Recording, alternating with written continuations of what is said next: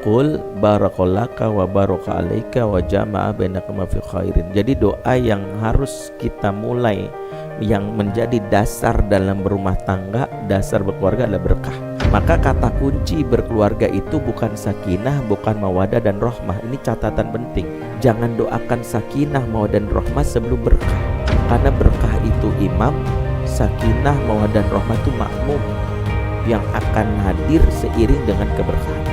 Rukun kalau tidak berkah, khawatirnya rumah tangganya kayak Abu Lahab. Abu Lahab kan the best couple di zaman.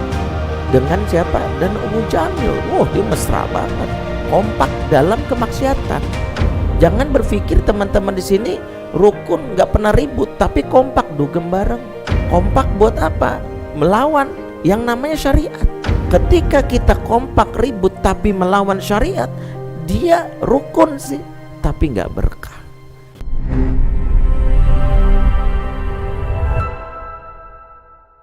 Apa doa Nabi di awal nikah? Nabi mendoakan setiap keluarga dengan barakaulaka wa baraka alaika wa jama'a bainakuma fi khairin. Keberkahan atasmu dan atas orang sekitarmu, dan kalian dikumpulkan dalam kebaikan. Ayat ini memberitahu tentang betapa fondasi dasar keluarga itu berkah. Berkahnya pakai dua kalimat. Pertama laka, yang kedua alaika. Ya. Kalau laka, kata para ulama, itu keberkahan atas sang pengantin. Jadi pengantin itu didoakan dengan kalimat laka. Alaika menunjukkan keberkahan atas orang di sekitar pengantin, alias orang yang menikah. Ipar merasa bahagia, mertua merasa nyaman, tetangga, sahabat dengan pernikahan mereka mendapatkan kebaikan. Maka apa yang menjadi sebuah bukti bahwa rumah tangga itu bahagia adalah dengan berkah. Makanya Aqil bin Abi Thalib menolak doa yang disampaikan kawannya kepadanya. Doa yang disampaikan kawannya kepadanya apa? Yang selama ini sering kita bacakan kepada para pengantin baru, dan doa ini dihukumi makruh oleh para ulama walaupun tidak sampai haram. Apa bunyi doanya? Birrifa'i wal banin. Semoga kalian rukun dan banyak anak ya. Semoga rukun dan banyak anaknya. Dan doa ini langsung beliau tolak dan kalimat la taf'alu dzalik. Jangan kalian lakukan itu. Jangan ngomong begitu. Saya enggak suka. Sampai kawannya nanya, "Lu mana kuliah Aba Yazid? Saya harus ngomong apa? Saya doain kamu apa?" Qul barakalaka wa baraka alaika wa jama'a bainakuma fi khairin. Jadi doa yang harus kita mulai, yang menjadi dasar dalam berumah tangga, dasar berkeluarga adalah berkah. Maka kata kunci berkeluarga itu bukan sakinah, bukan mawadah dan rahmah. Ini catatan penting. Jangan doakan sakinah, mawadah dan rahmah sebelum berkah. Karena berkah itu imam, sakinah, mawadah dan rahmah itu makmum yang akan hadir seiring dengan keberkahan. Sehingga sesuatu yang tidak berkah maka susah mendapatkan kebahagiaan. Contoh tadi, kenapa seorang Aqil sahabat ini nolak didoain rukun? Bukannya rukun itu baik? Kan enak ya rukun, gak pernah ribut. Rukun kalau tidak berkah, khawatirnya rumah tangganya kayak Abu Lahab. Abu Lahab kan the best couple di zamannya. Dengan siapa? Dan Ummu Jamil. Dia mesra banget, kompak dalam kemaksiatan. Jangan berpikir teman-teman di sini rukun nggak pernah ribut, tapi kompak dugem bareng. Kompak buat apa? Ya, melawan yang namanya syariat. Ketika kita kompak ribut tapi melawan syariat, dia rukun sih, tapi nggak berkah. Di dunia mungkin orang terkesima, di akhirat dia menjadi orang merugi. Makanya kalau kita dasarnya berkah, rumah tangga itu nggak sebatas di dunia, tapi lebih jauh lagi sampai ke surga. Yang pertama itu. Makanya ketika kita mendoakan berkah, maka kita mendapatkan apa yang menjadi sumbernya. Bukan rukunnya tapi berkahnya. Bukan anak banyaknya tapi berkahnya. Begitulah rumah tangga Nabi. Misalnya walaupun Rasulullah dengan Aisyah tidak punya anak, tapi karena rumah tangganya berkah, mereka bisa merasakan kebahagiaan yang selama ini enggak diperoleh orang-orang sekitarnya. Bahkan mereka menjadi rumah tangga yang memberikan manfaat. Aisyah sebada Rasulullah wafat menjadi guru ngaji para sahabat. Beliau ahli fikih yang mengajarkan sahabat-sahabat yang lain. Berarti beliau menjalankan misi dari keluarga Nabi, yaitu meneruskan risalah kenabian sebada Rasulullah wafat. Siapa itu? Aisyah. Makanya diantara hikmah kenapa Aisyah dinikahi oleh Rasulullah waktu kecil, ini yang membantah kena suuzonnya sebagian orang-orang tuh kan yang dengki sama Islam, akan bilang gini, Rasulullah itu pedofil tuh yang memang punya niat busuk dalam hatinya, orang munafik, orang sini. Rasulullah pedofil, nikah Aisyah umur 9 tahun, umur 6 tahun bahkan sudah dilamar. Bahkan baru dia merasa bahwa Rasulullah menikahi Aisyah itu karena punya nafsu syahwat karena pada anak kecil. Padahal dia tidak tahu diantaranya hikmah kenapa Aisyah dinikahi sejak kecil, karena Aisyah adalah istri Nabi yang kelak mewarisi berbagai macam perilaku Nabi di dalam kehidupan rumah.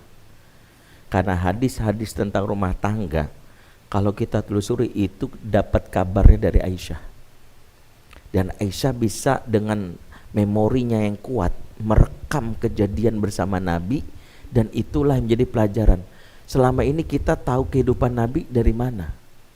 Kalau bukan dari orang terdekatnya, kan nggak bisa. Nabi sembarangan cerita sama orang. Ya, Nabi nggak, yang cerita adalah yang mengalaminya. Para sahabat nggak bisa duga-duga. Misal Abu Hurairah bilang gini, kayaknya sih Abu Hurairah orang dekat sama Nabi, tapi Abu Hurairah tidak bisa masuk dalam rumahnya Nabi. Abu Hurairah hanya sebatas lagi jalan bersama Nabi, tapi dia nggak tahu. Ya dia nggak bisa bersama Nabi. Ya kenapa? Karena untuk misalnya bersama Nabi, tidur bersama hanya istrinya. Siapa yang melaporkan sampai misal Rasulullah mencumbunya, Rasulullah kami tidur bersama, Rasulullah tidur di pangkuan kami, bahkan kami mandi bersama, itu adalah istri Nabi. Dari situlah kita tahu betapa Nabi romantis. Dari mana hadis ini tahu? Dari Aisyah. Jadi dan Allah takdirkan Aisyah tidak memiliki anak supaya apa? Allah berikan dia salah satunya tanggung jawab menyampaikan apa yang terjadi bersama Nabi sepanjang hidupnya sebagai salah satu mata rantai dari risalah. Karena kalau dia sibuk dengan anaknya, maka dia mungkin tidak bisa menjalankan peran ini untuk mengambil apa yang diamanahkan kepadanya. Bisa jadi kalau istrinya dia sibuk nggak sempat, hanya Aisyah ya. Makanya begini ya. Maaf nih saya melenceng sedikit, ada orang-orang yang diuji ketika dia ternyata tidak memiliki keturunan atau apapun.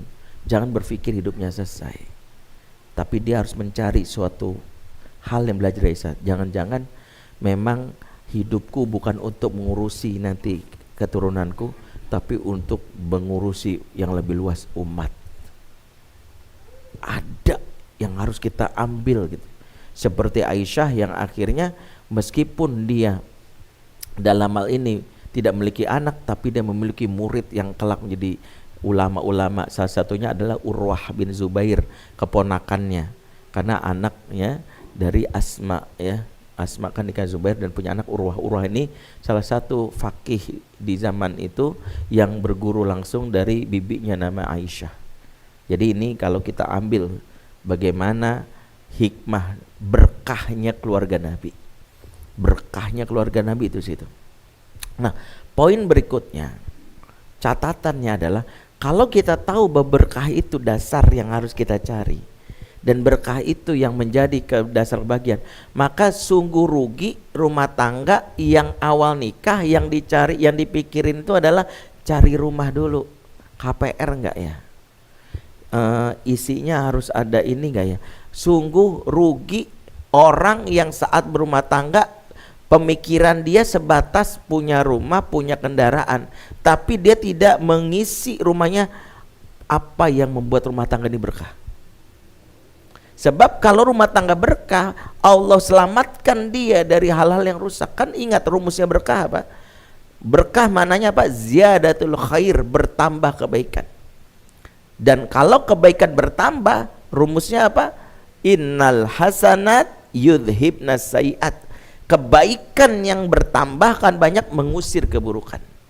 Air ini kalau keruh dituangin yang jernih, lama-lama apa?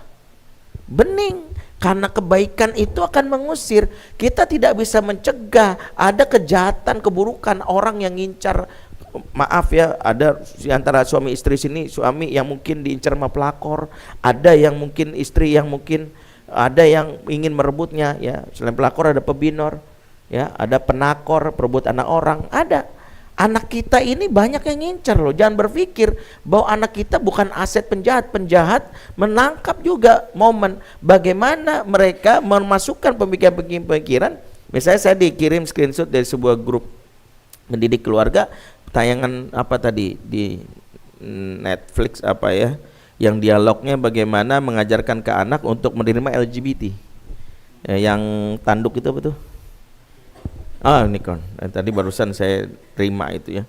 Itu sampai dia bilang, sampai dialognya nih, sampai direkam, dan anak-anak tanpa sadar nonton itu. Jangan berpikir bahwa anak-anak kita itu nggak punya yang namanya direbut. Mereka adalah mangsa atau target yang akan meneruskan jejak mereka. Lihat dialognya. I'm not here to judge anyone. You can be who you are. That doesn't bother me. What does bother me are things like this. Gitu. Ya, di Netflix nih. Nih saya ingat banget dialognya, dia yang tanduk itu. Artinya dia ingin memberitahu bahwa ya anak-anak kita juga nah, pertanyaannya adalah kita tahu musuh keluarga itu yang menyelamatkan siapa? Keberkahan. Ketika kita tidak bisa menjangkau secara teknis hal-hal karena kita nggak pandai berkomunikasi, kita ini, maka keberkahan yang merapikan semua.